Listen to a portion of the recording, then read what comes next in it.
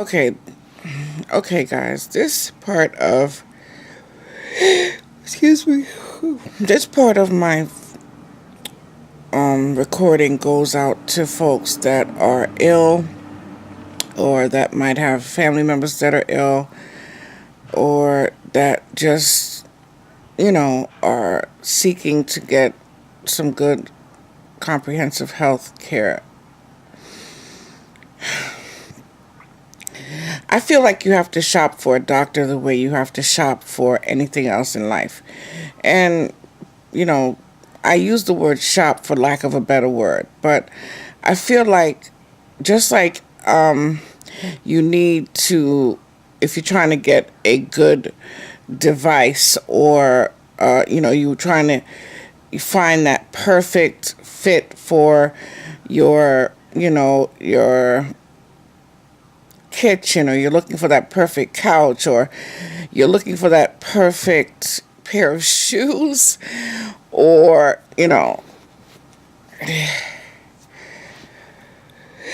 excuse me,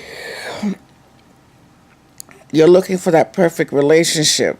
I mean, I don't know. I'm just trying to give you examples of how I feel we should really shop and explore, seek out good doctors.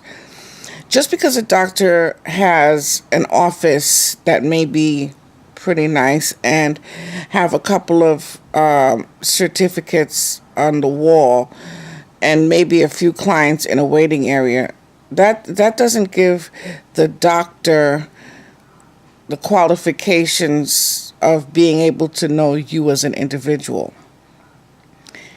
Along with having all those medical qualifications, those certificates, I feel like you need to have compassion, you need to have good bedside manner, and you need to, just like I said, compassion. You need to care for folks.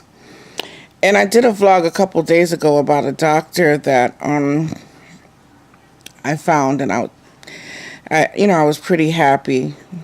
But something had happened on the way out the door. But I said, okay, let's just call this a fluke, an isolated incident.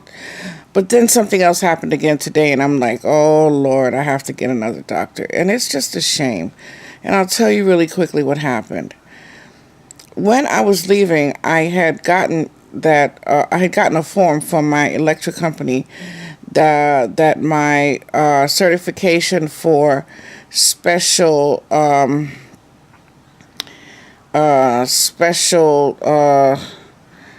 don't know, say not needs, but my certification for how being considered for having a life supporting device in my home had expired.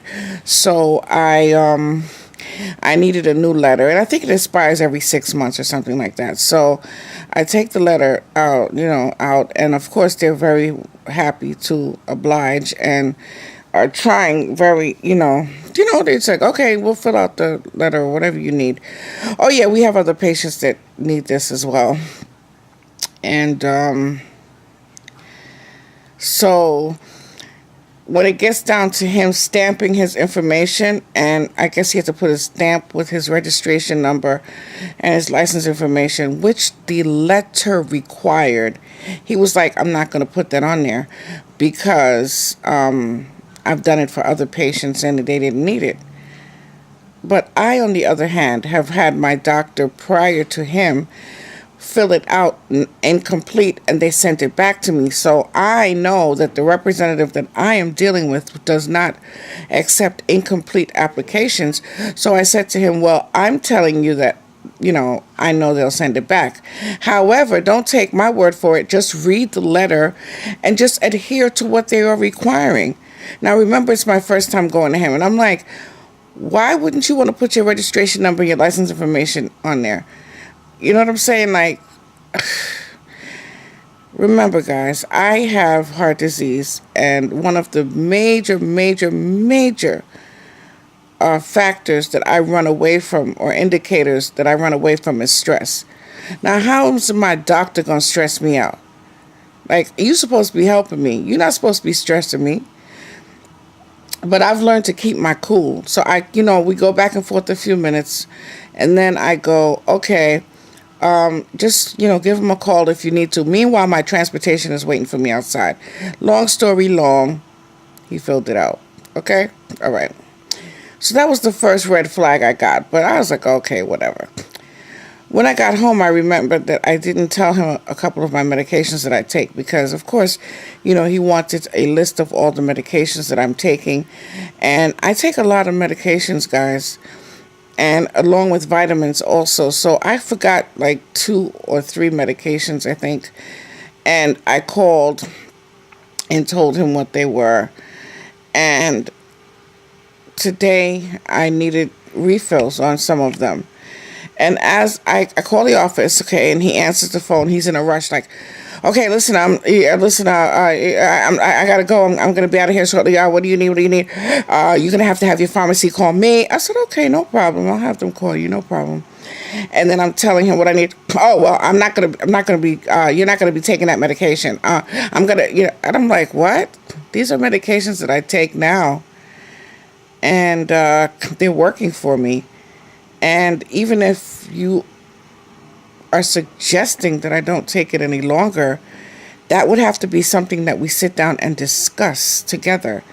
It's not something that you're just going to tell me over the phone.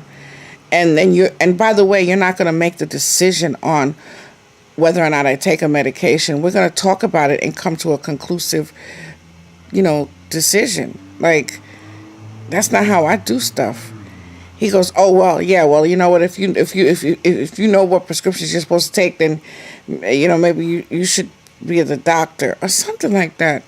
That was it. I decided right then and there that I need a new doctor. So I'm back at the drawing board. So we hung up, and I didn't have my pharmacy contact them. And they called back and asked me, well, am I going to have the pharmacy call? And I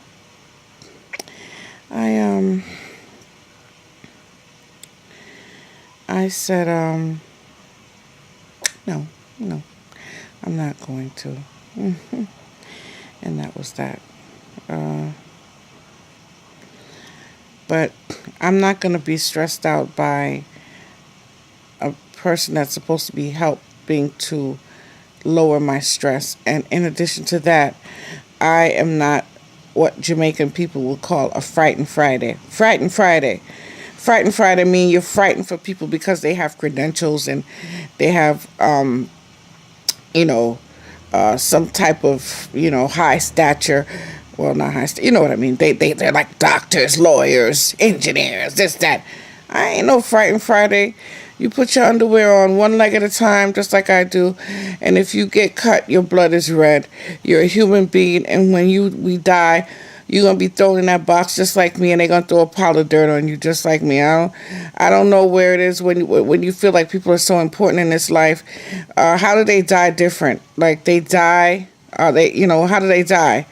Like, they die with gold. With gold oxygen and diamond nuggets floating up their nostrils. I don't understand. I am no respecter of persons. As long as you have respect for me and I have respect for you, we're good. So my advice to you guys is make sure when you're shopping for a doctor that you don't be frightened and don't let everything the doctor tell you be law. Yes, they're knowledgeable. Yes, they have a lot of training. Yes, they have gone to school to do this. However, every patient is different.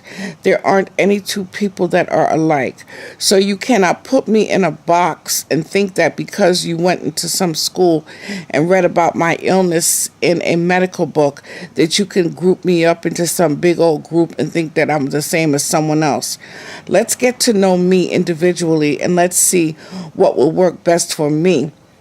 But I cannot take your advice and feel comfortable with you knowing that you are just boxing me up and grouping me up in one big old bundle. That's all I have to say, guys. I guess I'll try to do a vlog, soon. I haven't really been doing much activity, so Peace and love, guys. That's all I really have to say. Have a great day. I love you guys.